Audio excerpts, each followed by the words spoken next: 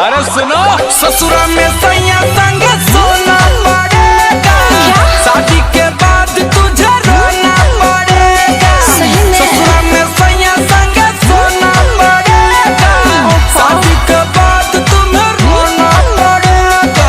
कुछ भी बोलते हो।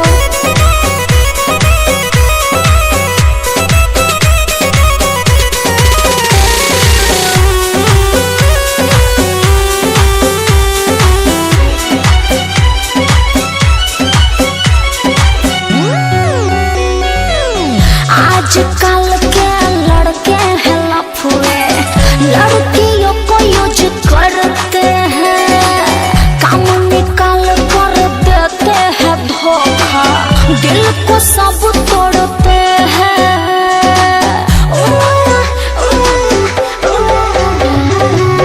आजकल के लड़के हैं लफुए, लड़कियों को यूज करते हैं, काम निकाल कर देते हैं धोखा, दिल को सब तोड़ते हैं। 4 दिन की चांदनी है, मौज तुम उड़ा लो, प्यार वाला एप्पल पे दाना खा लो और खिला लो।